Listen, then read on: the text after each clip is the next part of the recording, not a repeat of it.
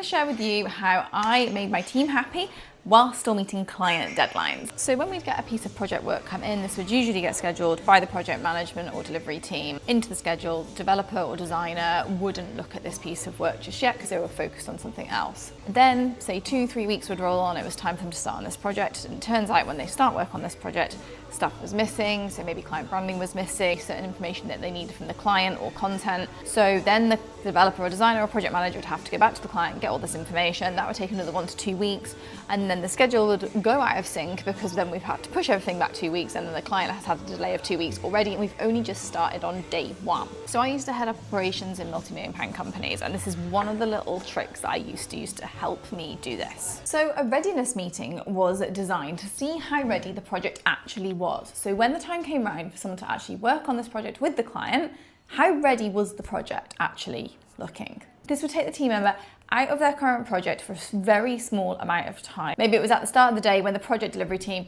were getting everything ready in the schedule for this team member to then go on to. They would have a quick check-in to explain, this is the work, this is the outcome that's needed from the work, these are the things that I have for it.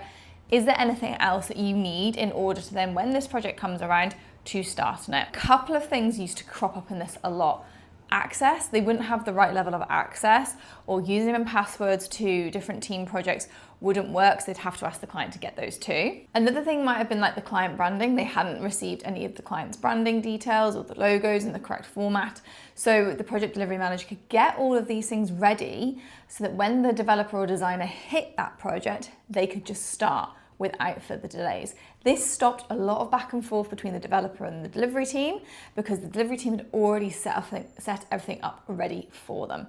This also helped the delivery team understand what the developers and designers needed in order to start a project like that. This caused less issues because the delivery team weren't having to constantly reschedule work because the developers and designers had everything they needed from the start. This reduced friction between team members, made for a happier team environment, and then it also meant that our clients were getting work delivered in line with deadlines because everything was ready to go from the start. I'm Louise, former operations director in multi-million-pound companies, sharing leadership and management insights, tools and tips with you. Be sure to follow along to get more regular updates.